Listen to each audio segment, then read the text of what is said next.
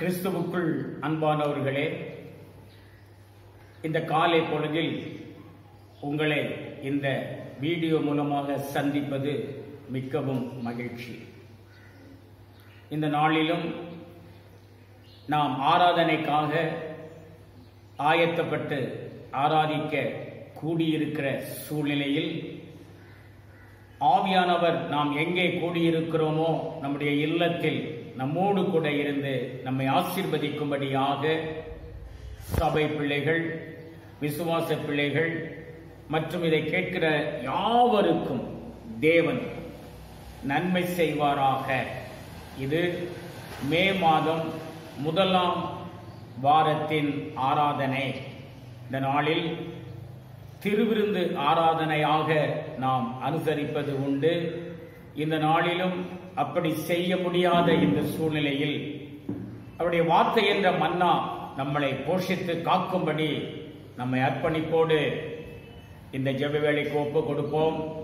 கர்த்தர் நம்மோடு கூட இடைபடுவாராக. இப்பொழுதும் நாம் ஜெபிக்கலாம். எங்களை மிகவும் அதிகமாக நேசிக்கிற எங்கள் அன்பின் பரலோக தந்தையே, இந்த அருமையான காலை பொழுதில் நாங்கள் உம்முடைய பொற்பாதம் வந்து நிற்கிறோம். நீர் அற்புதர், நீர் அற்புதர், நீர் அற்புதர். உம்முடைய அற்புதமான காரியத்தை செய்வதற்கு எங்களை முற்றிலுமாய் நாங்கள் அர்ப்பணிக்க வந்திருக்கிறோம். இந்த ஜெப வேளையில், இந்த ஆராதனை வேளையில் பிள்ளைகள் வீட்டில் அமர்ந்து கொண்டு அல்லது எந்தெந்த இடத்தில் அவர்கள் அமர்ந்து கொண்டு இந்த ஆராதனையில் பங்கு பெறுகிறார்களோ ஒவ்வொருவரையும் பரிசுத்த ஆவியானவர் தொடுவீராக. ஒவ்வொருவர் மனதிலும் புதிய ஆவியை ஊற்றுவீராக, புதிய கிருபையினால் நிரப்புவீராக.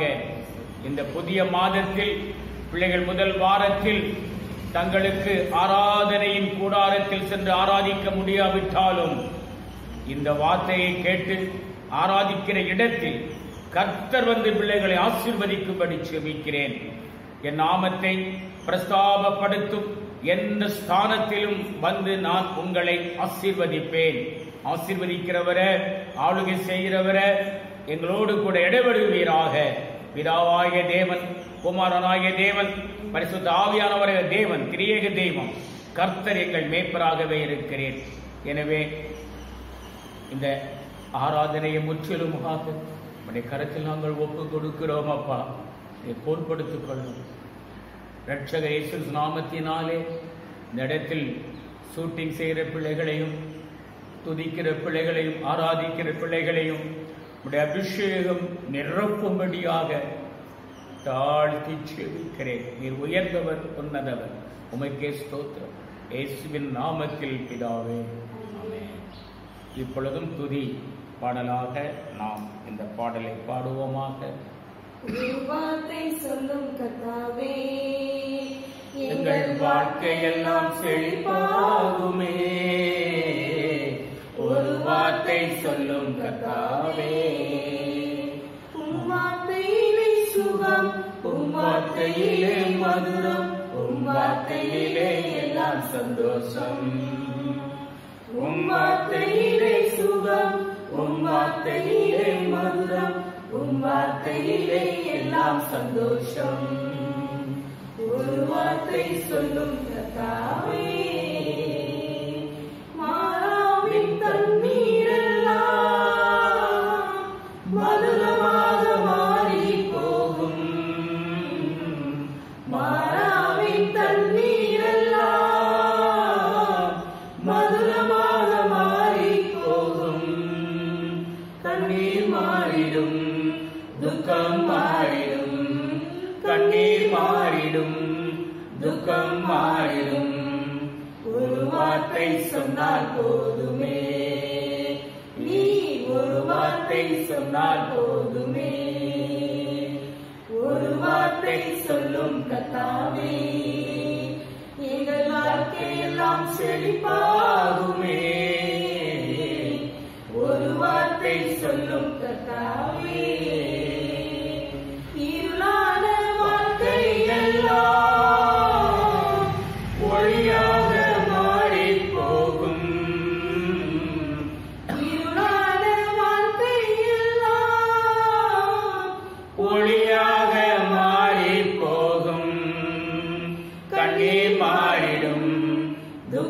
மாறிடும், கண்ணீர் மாறிடும், துக்கம் மாறிடும். ஒரு வார்த்தை சொன்னால் போதுமே, நீ ஒரு வார்த்தை சொன்னால் போதுமே. ஒரு வார்த்தை சொல்லும் கர்த்தாவே, எங்கள் வாழ்க்கையெல்லாம் செழிப்பாகுமே. ஒரு வார்த்தை சொல்லும் கர்த்தாவே, எரிகோவின் தடைகள் எல்லாம் துதிகளாலே மாறி போகும். எரிகோவின் தடைகள் எல்லாம் துதிகளாலே மாறி போகும். கண்ணீர் மாறிடும், துக்கம் மாறிடும், கண்ணீர் மாறிடும், துக்கம் மாறிடும். ஒரு வார்த்தை சொன்னால் போதுமே, நீர் ஒரு வார்த்தை சொன்னால் போதுமே. ஒரு வார்த்தை சொல்லும் கர்த்தாவே, எங்கள் வாழ்க்கையெல்லாம் செழிப்பாகுமே. ஒரு வார்த்தை சொல்லும் கர்த்தாவே, வியாதிகள் வறுமை எல்லாம் விசுவாசத்தால் மாறி போகும். வியாதிகள் வறுமை எல்லாம் விசுவாசத்தால் மாறி போகும். கண்ணீர் மாறிடும், துக்கம் மாறிடும், கண்ணீர் மாறிடும், துக்கம் மாறிடும். ஒரு வார்த்தை சொன்னால் போதுமே, நீ ஒரு வார்த்தை சொன்னால் போதுமே. ஒரு வார்த்தை சொல்லும் கர்த்தாவே, எங்கள் வாழ்க்கையெல்லாம் செழிப்பாகுமே. ஒரு வார்த்தை சொல்லும் கர்த்தாவே. தடைகளை ஆண்டவர் நிச்சயமாக நீக்குகிறார். தடைகளை நீக்குகிறவர் நமக்குள் இருக்கிறார். அநேக தடைகள், மாறாவின் தண்ணீரை மதுரமாக மாற்றின தெய்வம் இந்த நாளிலும் கொடூரமான வியாதிக்கு ஜனங்களை அடிமைப்படுத்த வேண்டும் என்று சொல்லி பயமுறுத்தக்கூடிய ஆவிகள் நீங்கும்படியாக அந்த சீவையின் வல்லமை இறங்குவதாக என்று சொல்லி நாம் கர்த்தரை ஆராதித்துக் கொண்டிருக்கிறோம். எரிகோவின் தடைகளை உடைத்தவர், நீக்கினவர் என்று நம்மோடு கூட இருக்கிறார். எரிகோவின் தடைகள் உடைபடும் இயேசுவின் நாமத்தினாலே என்று சொல்லி அவரை உற்சாகமாய் நாம் ஆராதிப்போம், உற்சாகமாய் அவரை துதிப்போம், உற்சாகமாய் நாம் ஜெபிப்போம். உன்னதத்தின் தேவ ஆவியானவர் நம்மோடு கூட இருந்து நம்மை வழி நடத்துவதற்காக எரிகோவின் தடைகள் எல்லாம் துதிகளாலே மாறி போகும். உயர்த்துங்க. எரிகோவின் தடைகள் எல்லாம் துதிகளாலே மாறி போகும். கண்ணீர் மாறிடும், துக்கம் மாறிடும், கண்ணீர் மாறிடும், துக்கம் மாறிடும். ஒரு வார்த்தை சொன்னால் போதுமே, நீர் ஒரு வார்த்தை சொன்னால் போதுமே. கண்ணீரை மாற்றுகிறவர், துக்கங்களை நீக்குகிறவர். இப்பொழுது அடைபட்டு கிடக்கிறோம் என்று அங்கலாய்க்கிற தேவ ஜனமாகிய நமக்கு தேவன் நல்ல வார்த்தையை கொடுத்து ஆத்துமாவை தேற்றுகிறார் தினமும். எனவே நம்முடைய கலக்கங்கள் மாறும்படியாக, துக்கங்கள் மாறும்படியாக, தடைகள் உடைபடும்படியாக நாம் அவரை ஆராதித்துக் கொண்டிருக்கிறோம். கர்த்தர் நாமத்திற்கு மகிமை என்றும் உண்டாவதாக. வியாதிகள் வறுமையெல்லாம் விசுவாசத்தினால் ஓடி போகும். வியாதிகள் வறுமை எல்லாம் விசுவாசத்தால் மாறி போகும். வியாதிகள் வறுமை எல்லாம் விசுவாசத்தால் மாறி போகும். கண்ணீர் மாறிடும், துக்கம் மாறிடும், கண்ணீர் மாறிடும், துக்கம் மாறிடும். வார்த்தை சொன்னால் போதுமே, இயேசு ஒரு வார்த்தை சொன்னால் போதுமே. ஒரு வார்த்தை சொல்லும் கர்த்தாவே, எங்கள் வாழ்க்கையெல்லாம் செழிப்பாகுமே. ஒரு வார்த்தை சொல்லும் கர்த்தாவே. நல்ல தகப்பனே, இந்த நாளை நாங்கள் ஆராதித்திருக்கிறோம். கர்த்தர் தொடர்ந்து ஆராதித்த பிள்ளைகளையும் இதை கேட்டு ஆராதிக்கிற பிள்ளைகளையும் ஆசீர்வதிப்பீராக, ஆரோக்கியத்தை கொடுப்பீராக, கண்ணீர்களை மாற்றுவீராக, துடைத்து போடுவீராக, கவலைகளை நீக்குவீராக. உள்ளத்தின் ஆழத்தில் விசுவாசத்தை இன்னும் அதிகமாய் கொடுத்து பிள்ளைகளை பலப்படுத்துவீராக. நாமத்திற்கே மகிமை. இப்பொழுதும் இந்த இயேசுவின் நாமத்தை கொண்டு நாம் துதித்து ஆராதித்திருக்கிறோம். மகிழ்ச்சியாக கர்த்தருக்கு ஸ்தோத்திரம் உண்டாவதாக. ஆமென். இப்பொழுதும் நாம் வேத வசனத்திற்காக இன்று நாம் தியானிக்கக்கூடிய தேவனுடைய வார்த்தையை குறித்தே தியானிக்க போகிறோம். வார்த்தையை குறித்து நாம் தியானிக்க போகிறோம். அதற்கு ஆதாரமாக எடுத்த வேதவசனம் எபிரேயர் புஸ்தகம் 4ஆம் அதிகாரம் 12வது வசனம். வாசிக்க கேட்போம். தேவனுடைய வார்த்தையானது ஜீவனும் வல்லமையும் உள்ளதாயும், இருபுறமும் கருக்குள்ள எந்த பட்டயத்திலும் கருக்குள்ளதாயும், ஆத்துமாவையும் ஆவியையும் கணுக்களையும் ஊனையும் பிரிக்கத்தக்கதாக உருவ குத்துகிறதாயும், இருதயத்தின் நினைவுகளையும் யோசனைகளையும் வகை இருக்கிறதக்கதாயும் இருக்கிறது. இந்த வார்த்தைக்காக பிதாவே, உம்முடைய பாதத்தில் என்னை அர்ப்பணிக்கிறேன். என்னை ஆவியானவருடைய கரத்தில் ஒப்பு கொடுக்கிறேன். எடுத்து பயன்படுத்தும்படி நான் வெறுமையான பாத்திரம், நீரே நிரம்பி வழிய செய்து இந்த நாமத்தை உயர்த்தும்படி செபிக்கிறேன். இயேசுவின் நாமத்தில் பிதாவே, ஆமென். வார்த்தையில் வல்லமை இருக்கிறது. வார்த்தை வல்லமையுள்ள வார்த்தைகளாய் இந்த பூமியில் இன்று அநேகரால் பேசப்படுகிறது. தேவன் ஏதேன் தோட்டத்தில் ஆதாமோடு பேசினது தேவனுடைய வார்த்தை. ஆதாம் தேவனோடு பேசினது மனிதனுடைய வார்த்தை. பிசாசு வந்து ஏவாளை வஞ்சிப்பதற்கு பேசின வார்த்தை பிசாசின் வார்த்தை. இப்பொழுது அவர்கள் ஏதேன் தோட்டத்தில் இருந்து வாழக்கூடியவர்கள் வெளியே தள்ளப்பட்டார்கள். அவர்களுக்கு சந்ததிகள் பிறக்கிறது. அங்கே ஆபேல், காயின் இருவர் வாழ்வில் காயின் முதல் மகனாக பிறக்கிறான். ஆபேல் இரண்டாவது என்று குறிக்கப்பட்டு இருக்கிறது. இவர்கள் பலியிட சென்ற பொழுது ஆபேலின் பலி அங்கீகரிக்கப்பட்டது, காயின் பலி அங்கீகரிக்கப்படவில்லை. அங்கே சுய சப்தத்தினால் காயின் தன் சகோதரன் ஆபேலை கொலை செய்தான். 4 வகையான சப்தம்: தேவ சப்தம்,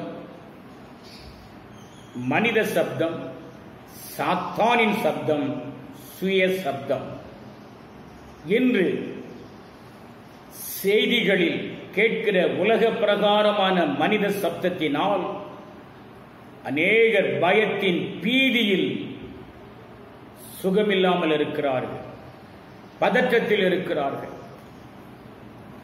அங்கே சுய சப்தம் எனக்கு இப்படி நேரிட்டு விடுமோ என்ற பயத்தை ஏற்படுத்தி விடுகிறது. நான் பாம்பே பட்டணத்திற்கு போன் செய்து ஒரு நலம் விசாரித்த பொழுது அவர் சொன்னார், இங்கே வியாதி பரவுவதை விட பரவினதை பார்க்கிற அநேகர் மன ரீதியாக பாதிக்கப்பட்டு காய்ச்சலில் விழுந்து விடுகிறார்கள்.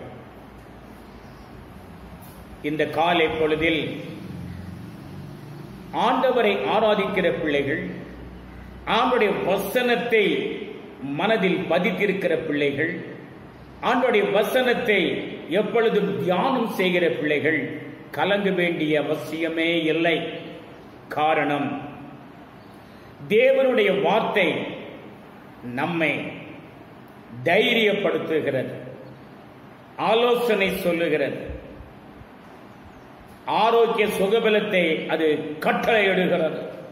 காரணம், தேவன் அதற்காகவே பூமிக்கு அருமை இரட்சகர் இயேசு கிறிஸ்துவை தன்னுடைய வார்த்தையால் அனுப்புகிறார்.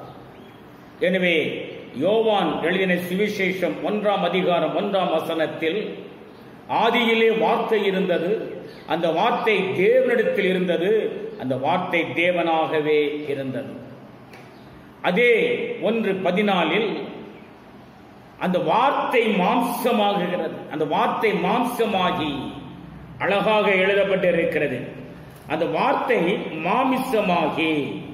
கிறிஸ்துவுக்குள் அன்பானவர்களே, ஆதியிலே வார்த்தை இருந்தது, அந்த வார்த்தை தேவனிடத்தில் இருந்தது, அந்த வார்த்தை தேவனாகவே இருந்தது. அந்த வார்த்தை மாம்சமாகி கிருபையினாலும் சத்தியத்தினாலும் நிறைந்தவராய் நமக்குள் வாசம் பண்ணினார். அவருடைய மகிமையை கண்டோம். அது பிதாவுக்கு ஒரே பேரானுடைய மகிமைக்கு ஏற்ற மகிமையாய் இருந்தது. பிதாவின் மகிமையை மனிதனுக்கு கொடுக்கும்படி இயேசுவாக பூமியில் வந்து அவதரித்த இயேசு கிறிஸ்து என்று பரிசுத்த ஆவியானவர் நமக்குள் ஆளுகை செய்து கொண்டிருக்கிறார். ஆக நாம் அவருடைய வார்த்தையை தியானித்துக் கொண்டிருக்கிறோம்.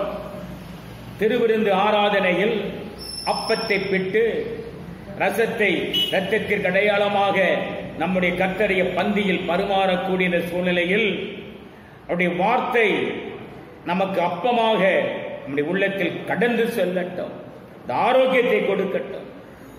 அவருடைய ஆவியானவர் நம்மை பலப்படுத்தும்படியாக ஜீவ தண்ணீரை ரசமாய் மாற்றட்டும். கர்த்தருடைய நாமத்திற்கு மகிமை உண்டாவதாக. எனவே கிறிஸ்துவுக்குள் அன்பானவர்களே, உலகத்தில் மனிதர்கள் பேசக்கூடிய வார்த்தை நம்மை கலங்க வைக்கும். நம்முடைய பீதியில் அது நம்மை வீழ்த்திவிடும். ஆனால் தேவனுடைய வார்த்தையோ உடமிடப்பட்டது, அது நம்மை உயிர்ப்பிக்கும். அதில் ஜீவன் இருக்கிறது, அதில் ஜீவன் இருக்கிறது. நான் கடந்த வாரம் பேசின பொழுது அதில் சொன்னேன், என்னை ஒரு சகோதரன் இப்படியாக பரீட்சித்து நான் அதற்கு இணங்காமல் மற்ற காரியத்தை சொல்லி அந்த செய்தியில் சொல்லி இருக்கிறேன். அதே இடத்தில் மறுநாள் ஒருவர் வந்து, அவருடைய பெயர் மேக்சிலோன் என்ற ஒரு கிறிஸ்தவ சமூகத்தை சார்ந்தவர், என்னுடைய ஒரு வார்த்தை சொன்னார், பாஸ்கர் நீ பயப்படாதே, நீ பேடிக்கிறது, நான் நினக்கு சகாயம் செய்வேன், நான் உனக்கு உதவி செய்வேன் என்று சொன்னார். அந்த வார்த்தை என் உள்ளத்தில் மிகவும் ஒரு ஆறுதலாக இருந்தது. பதற்றத்தினால் பயத்தினால் கலங்கி போய் இருந்த என் வாழ்வில் அவர் சொன்ன வார்த்தை தான் அந்த தேசத்தில் நான் நன்றாக வேலை செய்வதற்கு உதவி செய்தது. இப்படி பரீட்சை பார்க்கிற ஜனங்களுக்காகவும் நம்மை ஆறுதல் படுத்துகிற ஜனங்களுக்காகவும் நாம் ஜெபிக்க கடமைப்பட்டிருக்கிறோம். பரீட்சை பார்க்கிற சகோதரன் கடைசியில் நல்ல நண்பனாக மாறி உதவி செய்தார். ஆக கிறிஸ்துவுக்குள் அன்பானவர்களே, இந்த காலை பொழுதில் நாம் வாசித்த வேத பகுதி, தேவனுடைய வார்த்தையானது ஜீவனும் வல்லமையும் உடையதாயும், தேவனுடைய வார்த்தையில் ஜீவன் இருக்கிறது, வல்லமை இருக்கிறது. அந்த வார்த்தையை நாம் தினமும் கேட்டுக்கொண்டிருக்கிறோம். அந்த வார்த்தையை வீட்டில் அமர்ந்து வேதாகமத்தின் மூலமாக தியானித்துக் கொண்டிருக்கிறோம். எனவே உலகத்தில் இருந்து பயப்படுத்தக்கூடிய ஆவியை வெல்வதற்கு வல்லமையின் ஆவியானவர் நமக்குள் ஆளுகை செய்கிறார். எனவே தைரியம் கொண்டு நாம் இந்த நாளில் ஜீவிப்போமாக. ஜீவனில் நமக்கு தேவன் பலத்தை கொடுத்திருக்கிறார். ஆக இருபுறமும் கருக்குள்ள எந்த பட்டயத்திலும் கருக்குள்ளதாயும், இருபுறமும் கருக்குள்ள எந்த பட்டயத்திலும் கருக்குள்ளதான ஒரு வார்த்தை. பிசாசின் வார்த்தையிலும் கருக்கு இருக்கிறது. பிசாசின் வார்த்தையிலும் கருக்கு இருக்கிறது.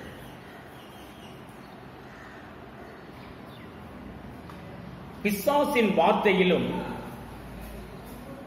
அவன் வல்லமையாய் பேசும்படியான காரியத்தை செய்கிறான். ஆனால் அதைவிட வல்லமை தேவனுடைய வசனத்தில், வார்த்தையில் இருக்கிறது. இருபுறமும் கருக்குள்ள, அப்படியானால் அங்கேயும் கருக்கு இருக்கிறது. எந்த பட்டயத்திலும் கருக்குள்ளதாக இருக்கிறது. எனவேதான் உனக்கு எதிராக உருவாக்கப்படும் எந்த ஆயுதமும் வாய்க்காதே போகும். காரணம், அவன் உருவாக்கக்கூடிய அந்த ஆயுதத்தினுடைய அந்த ஷார்ப்னஸ், கூர்மையை விட தேவனுடைய வார்த்தையில் வல்லமை இருக்கிறது. இதைதான் நாம் நம்பி விசுவாசித்து ஜீவிக்க வேண்டும். ஆக இந்த சூழ்நிலை நிச்சயமாய் மாறும். சபைகள் கூடும். இனி சபையில் அற்புதங்கள், அடையாளங்கள் நடக்கும். வார்த்தையை கொண்டு பேசுகிற இடத்தில் தேவனுடைய வசனம் ஜனங்களை மீட்பில் கொண்டு வரும் என்பதற்காக இந்த சூழ்நிலையை தேவன் தமக்கு சாதகமாக ஏற்படுத்திக் கொள்வார். எனவே நாம் திடம் கொண்டு பலமனதாக இருக்கும்படி தேவன் விரும்புகிறார். எனவே எதிரியினுடைய கையில் இருக்கிற பட்டயத்திலேயும் கூர்மை இருக்கிறது. நாம் நினைக்க வேண்டாம் அது ஒண்ணுமே இல்லை, இருக்கிறது. ஆனால் அந்த பட்டயத்தில் கூர்மையை விட தேவனுடைய வசனம், அந்த வார்த்தையில் கூர்மை இருக்கிறது. எனவே இந்த காலகட்டங்களில் அதிகமாக செய்தியை கேட்டு கேட்டு கேட்டு உள்ளத்தை புண்படுத்துகிற தேவ ஜனமே, தேவனுடைய வசனத்திற்கு நேராக வார்த்தையை உட்கொண்டு நீங்கள் ஆத்துமாவில் பலனடையும்படியாக உங்களை வேண்டிக் கொள்ளுகிறேன். இந்த ஆத்துமா தேற்றப்படுவதற்கு அவருடைய வார்த்தை தான் முக்கியம். காரணம், ஆத்துமாவையும் ஆவியையும், நம்முடைய ஆத்துமாவையும் ஆவியையும் அது நன்றாக ஆராய்ந்து அறியக்கூடியது இவருடைய வார்த்தை. அவருக்கு முன்பாக நம்மால் எதையும் எதிர்த்து நிற்க முடியாது, மறைக்கவும் முடியாது. ஆக கணுக்களையும் ஊனையும் பிரிக்கத்தக்கதாக நம்முடைய கணுக்களையும் ஊனையும் அது பிரித்து விடும். கணுக்கள் அதற்குள்ள ஊன் அதை பிரிக்கிறது. எப்படி சரீரத்தில் பிரிக்கிறது போல ஒவ்வொரு மனிதனுக்குள்ளாகவும் அந்த வார்த்தையின் வல்லமை கடந்து செல்லுகிற பொழுது நாம் இன்னார் என்று அறிந்து கொள்ளும்படி தேவன் அவருடைய வார்த்தையை கொண்டு பேசுவதற்காக நம்முடைய கையில் இந்த வேதாகமத்தை கொடுத்திருக்கிறார். எத்தனை மகா பெரிய ஒரு பொக்கிஷம் நம்முடைய கையில் இருக்கிறது. அதை தலைமாட்டில் வைத்து தூங்குவதற்காக அல்ல, அதை எடுத்து வாசித்து இந்த வசனத்தை உட்கொண்டு இந்த வார்த்தையினால் இந்த சூழ்நிலையில் ஜெயம் கொள்ளும்படியாக தேவன் நம்முடைய கையில் கொடுத்திருக்கிறார். ஆக ஊனையும் பிரிக்கத்தக்க உருவ குத்துகிறதாயும் இருதயத்தின் நினைவுகளையும் யோசனைகளையும், இன்றைக்கு இருதயத்தில் அநேக நினைவுகள் என்ன நடக்குமோ, அநேக யோசனைகள் என்ன சம்பவிக்க போகிறதோ, கலங்க வேண்டாம், கலங்க வேண்டாம், கலங்க வேண்டாம், கலங்க வேண்டாம், கலங்கவே வேண்டாம். காரணம், அவனுடைய வார்த்தையை தியானியுங்கள், அவருடைய வசனத்திற்கு நீங்கள் செவி கொடுங்கள். கர்த்தர் நமக்காக யாவையும் செய்கிறவர், அவர் நம்மோடு கூட இருக்கிறவராகவே இருக்கிறார். அந்த வார்த்தை நமக்குள் வாசம் செய்கிறது. நம்முடைய சரீரத்தை பரிசுத்த ஆவியானவர் தங்கும் ஆலயமாக அவர் வைத்திருக்கிறார். எனவே நாம் அவருடைய வசனத்தையே உட்கொண்டு ஜீவிக்கும்படியாக இங்கே ஏசாயா தீர்க்க தரிசன புஸ்தகம் 40ஆம் அதிகாரம் 29 முதல் 31 வரை வாசிக்கிறேன். சோர்ந்து போகிறவனுக்கு அவர் பலன் கொடுத்து சத்துவம் இல்லாதவனுக்கு சத்துவத்தை பெருக பண்ணுகிறார். இளைஞர் இளைப்படைந்து சோர்ந்து போவார்கள், வாலிபரும் இடறி விழுவார்கள். கர்த்தருக்கு காத்திருக்கிறவர்களோ புதுபலன் அடைந்து கழுகுகளைப் போல செட்டைகளை அடித்து எழும்புவார்கள். அவர்கள் ஓடினாலும் இளைப்படையார்கள், நடந்தாலும் சோர்ந்து போகார்கள். இன்று காத்திருக்கிறீர்கள், கர்த்தர் நிச்சயமாக இந்த தடைகளை நீக்குவார், ஒரு விடுதலையை தருவார் என்று சொல்லி அநேக வாலிப பிள்ளைகள் முடங்கி கிடக்கிறார்கள். தன்னுடைய தகப்பன் தாயோடு முறுமுறுக்கிறார்கள். எங்கள் சூழ்நிலையில் எங்களுக்கு என்ன செய்ய போகிறீர்கள்? இப்படியாப்பட்ட சூழ்நிலையில் அநேக வீடுகளில், குடும்பங்களில் பிள்ளைகள் பெற்றோரோடு உட்கார்ந்து பேசுகிற நேரத்தில் அவர்களுடைய சந்தோஷத்தை அனுபவிக்க முடியாமல் தத்தளித்துக் கொண்டிருக்கிறார்கள். கிறிஸ்துவுக்கு அன்பானவர்களே, இளைஞர்கள் இளைப்படைந்து சோர்ந்து போவார்கள், வாலிபரும் இடறி விடுவார்கள். ஆனால் சோர்ந்து போகிறவனுக்கு அவர் பலன் கொடுத்து சத்துவம் இல்லாதவனுக்கு சத்துவத்தை பெருக பண்ணுகிறார். இப்படியாக நாம் அநேக நாள் காத்திருந்து சோர்ந்து போயிருப்போம். ஆனால் சோர்வை மாற்றி அவர் சத்துவத்தை கொடுத்து நம்மை பலப்படுத்த வல்லவராக இருக்கிறார். எனவே சங்கீதம் 147:18 அவர் தமது வார்த்தையை அனுப்பி உருக பண்ணுகிறார். இன்றைய நாளில் உருக பண்ணும்படியாக தேவனுடைய வார்த்தை இந்த கொரோனா வைரஸை செயலிழந்து போகத்தக்கதான மகிமையை தேவன் வெளிப்படுத்துவார். அதற்காக நீங்கள் ஜெபித்துக் கொண்டிருக்கிறீர்கள். அதற்காக நீங்கள் மன்றாடி முழங்கால் படியிட்டு கண்ணீர் வடித்துக் கொண்டிருக்கிறீர்கள். உங்கள் ஜெபத்திற்கு நிச்சயமாக பதில் வரும், பதில் வரும். கரைந்து போக பண்ணுவார், உருக பண்ணுவார், உருகி போகும். ஒரு பனிக்கட்டி சோலிடாக இருக்கும் பொழுது திடமாக இருக்கிறது, உருகினால் தண்ணியாய் மாறிவிடும். அதுபோல் அதனுடைய வீரியத்தை ஆண்டவர் உருகச் செய்து அதனுடைய சக்தியை செயலக்க செய்வார். அதற்காக நாம் தினமும் மன்றாடி செபித்துக் கொண்டே இருப்போம். சோர்வடைய வேண்டிய அவசியம் இல்லை. காரணம் சங்கீதம் 107:20 அவர் தமது வசனத்தை அனுப்பி அவர்களை குணமாக்குகிறார். இந்த நாளிலும் அவர் உங்களை குணமாக்க வல்லவராக இருக்கிறார். எந்த வைரஸும் உங்களை அட்டாக் செய்யாதபடிக்கு அவர் உங்களை குணமாக்குகிறவர். காரணம், அவருக்கு ஒரு பெயர் சூட்டப்பட்டிருக்கிறது, நானே உன் பரிகாரியாகிய கர்த்தர். அவர் நமக்கு பரிகாரியாக இந்த பூமிக்கு வந்து நம்மை விடுதலையாக்கி வைத்திருக்கிறார். எனவே நம்முடைய சூழ்நிலையில் அவர் பாதுகாக்க வல்லவராக இருக்கிறார். என்னுடைய சிறு வயதில் இயேசுவை அறியாது வாழ்ந்த 9வது வயதில் நாங்கள் குடும்பமாய் வாழ்ந்து கொண்டு இருந்தோம். எங்கள் தகப்பன் எங்களை விட்டு தூர தேசத்திற்கு போய்விட்டார். கவனிப்பார் இல்லாமல் வாழ்ந்த பொழுது தாயின் வயிற்றில் கர்ப்பம், நிறை பெணி கர்ப்பத்தில் இருக்கிற என் தாயை என்னையும் ஊரை விட்டு அடித்து துரத்துகிறார்கள். கேட்பார் இல்லை, அடித்து துரத்துகிறார்கள். துரத்துறவர்கள் யார்? உறவினர் தான். துரத்துறது மாத்திரமல்ல, சபித்தார்கள். மண்ணா போ, கட்டமண்ணா போ, நாசமா போ, இந்த சாபத்தின் வார்த்தையை கொடுத்து அனுப்புகிறார்கள். 2 கையிலும் மண்ணை அள்ளி எரிகிறார்கள். நான் யாரை என்ன சொல்வதென்று தெரியவில்லை. 9 வயது. நாங்கள் மரித்து போகலாம் என்று சொல்லி எங்கள் ஊரில் கார வீட்டு கிணறு, ஒரு கிணறு இருக்கிறது. அந்த கிணற்றில் போய் அம்மா சொன்னார்கள், நாம் மரித்து போக வேண்டாம், நமக்கு யாரு துணையும் இல்லை, யாருடைய துணையும் இல்லை என்று சொல்லி. அங்கே அம்மாவுக்கு நீச்சல் தெரியும், எனக்கு நீச்சல் தெரியாது. எனவே அம்மா சொன்னார்கள், ஒரு கல்லை தூக்கிக்கிட்டு வா.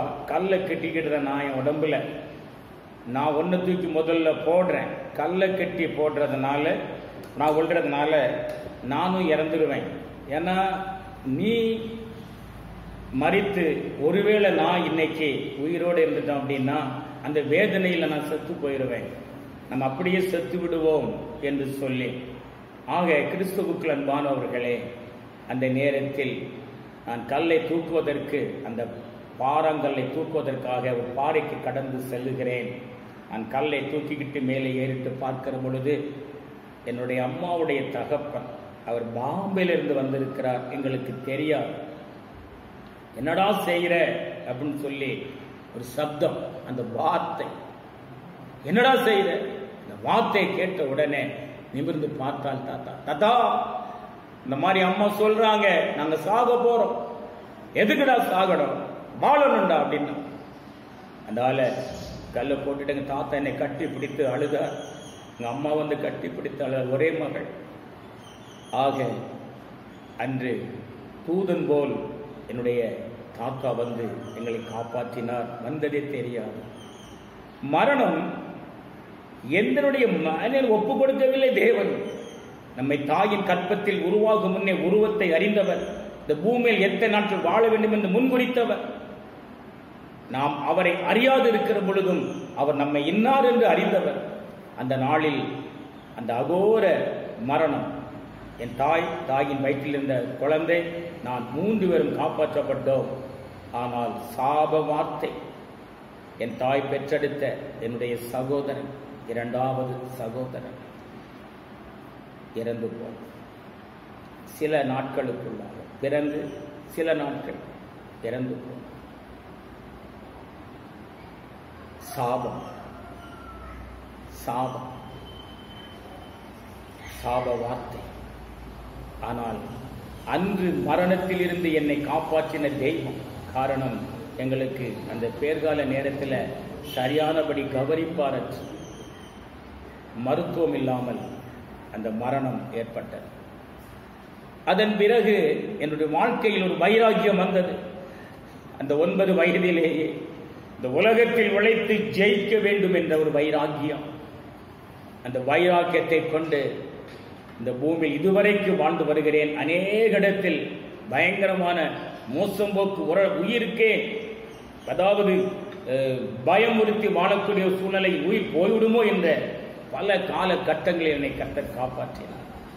அவரை அறியாது இருந்த என்னை அவர் காப்பாற்றினது போல இன்றும் நீங்கள் சிலர் விசுவாச பிள்ளைகள் மூலமாக இந்த செய்தியை கேட்கலாம். ஒருவேளை நாங்கள் இயேசுவை ஏற்றுக்கொள்ளாமல் இருக்கிறோமோ என்று சொல்லி கலங்கலாம்.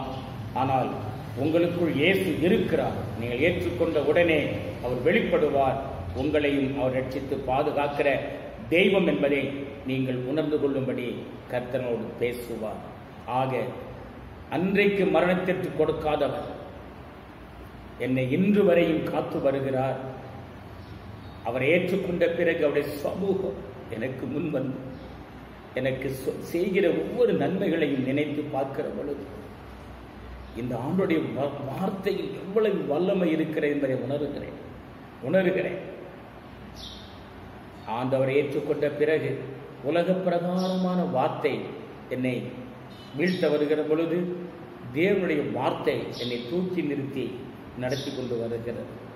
இந்த நாளிலும் நான் அந்த வார்த்தையை அதிகமாக தியானிக்கிறேன். அந்த வார்த்தையே ஜனங்களுக்கு சொல்ல வேண்டும் என்று சொல்லி ஓடுகிறேன்.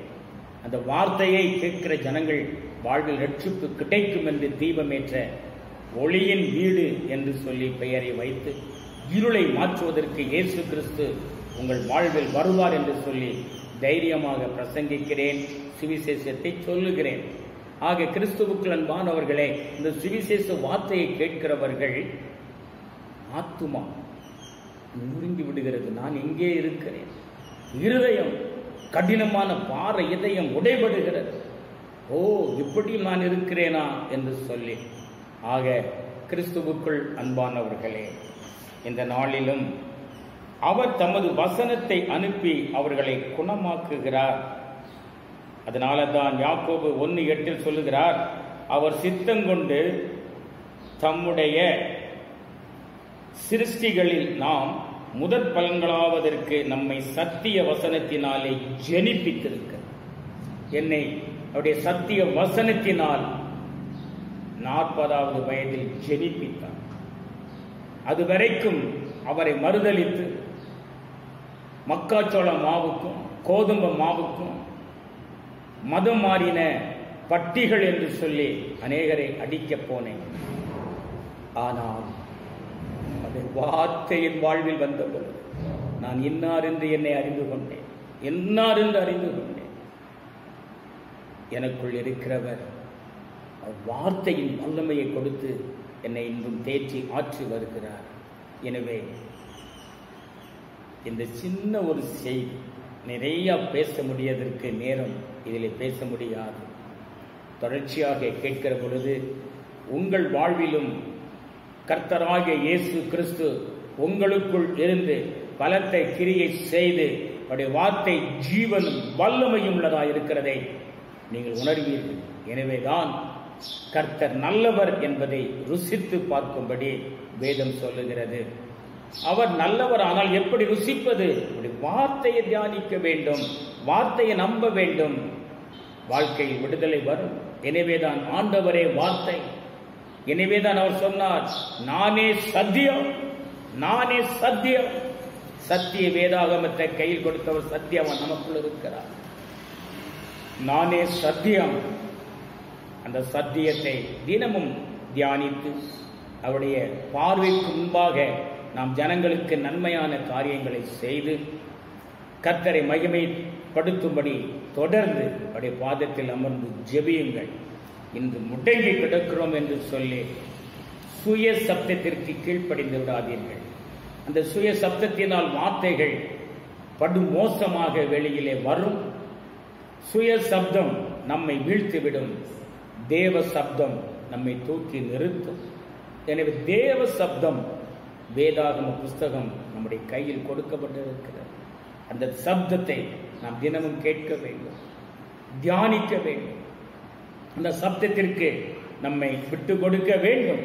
எனவேதான் நாம் அவருடைய வசனத்தினால் மீண்டும் ஜனிப்பிக்கப்படுகிறோம்.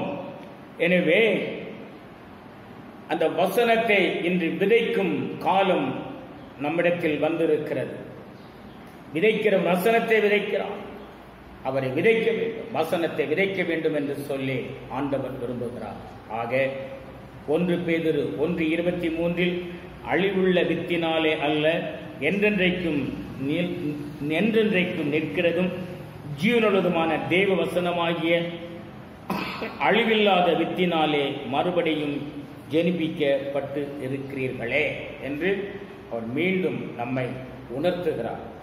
எனவே நாம் அவருடைய வார்த்தையினால் இயேசு கிறிஸ்துவுக்கு பிள்ளையாய் நாம் ஜெனிப்பிக்கப்பட்டு இன்று பூமியில் வாழ்ந்து கொண்டிருக்கிறோம், பிறந்திருக்கிறோம், மறுரூபமாக்கப்பட்டு மறுபடி பிறந்திருக்கிறோம் என்ற அந்த நம்பிக்கையில் தொடர்ந்து அவருடைய வார்த்தைக்கு, தேவனுடைய வசனத்திற்கு, வார்த்தைக்கு நாம் செவி கொடுத்து வாழ்கிற பொழுது ஆகவே இந்த வார்த்தையினாலே பரிசுத்த ஆவியானவர் உங்களை தேற்றுவார் என்ற நம்பிக்கையில் நான் உங்கள் மத்தியில் சின்ன சாட்சியோடு கூடிய இந்த செய்தியை பகிர்ந்திருக்கிறேன். நான் பெரிய ஒரு ஊழியக்காரன் கிடையாது. கிராமங்களில் ஜனங்களுக்காக இந்த வசனத்தையும் வார்த்தையும் சொல்லித் திரிகிறவன். எனவே தொடர்ந்து நாம் அவரில் மகிழ்ந்து களி கூறுவோம். கர்த்தர் பெரிய காரியத்தை செய்வாராக. இந்த வார்த்தையை கேட்கிற, தியானிக்கிற உங்கள் வாழ்வு சத்துவம் இல்லாதவர்களுக்கு சத்துவத்தை தெய்வம் நிச்சயமாக பெருக பண்ணுவார். எல்லா பயத்தையும் நீக்குவார். எந்த வியாதியும் உங்களை அணுகாதபடி பாதுகாத்துக் கொள்ளுவார். அவர் நம்மை காக்கிற கண்மலையாக கூடவே இருக்கிறார். இருளான இந்த வாழ்க்கை நிச்சயமாய் ஒளியாய் மாறும். கண்ணீர் மாறும், துக்கம் மாறும். அவர் ஒரு வார்த்தை சொன்னால் போதும். அந்த வார்த்தை சொல்லும்படி அவருடைய வார்த்தையை கொண்டு நாம் ஜெபிப்போம். ஆம், நிச்சயமாக கர்த்தர் இந்த நாளில் நமக்கு விடுதலையை தந்து நம்மை காக்க வல்லவராக இருக்கிறார். இந்த வார்த்தையை கேட்கிற யாவருக்கும் இயேசுவின் நாமத்தில் வாழ்த்துக்கள். கர்த்தர் உங்களோடு கூட இருந்து பெரிய காரியத்தை செய்வாராக. இப்பொழுதும் கண்களை மூடி நாம் ஜெபிக்கலாம். எங்களை மிகவும் அதிகமாக நேசிக்கிற எங்கள் அன்பின் பரலோக பிதாவே, இந்த காலை பொழுதில் இந்த ஜெப வேளையில் உம்மை நோக்கி பார்க்கிறோம். ஆண்டவரே, தேவனுடைய வார்த்தையானது ஜீவனும் வல்லமையும் உள்ளதாயும் இருக்கிறது என்று நாங்கள் விசுவாசிக்கிறோம். எங்கள் ஜீவனில் பலன் இல்லாத பொழுது நம்முடைய வார்த்தை எங்கள் ஜீவனில் பலனை கொண்டு வந்துகிறது. நாங்கள் வல்லமையான காரியத்தை செய்யும்படியாக இந்த நாளில் நீர் எங்களிடத்தில் இடைபடுகிறேன். உமக்கு நன்றி செலுத்துகிறோம் ஐயா.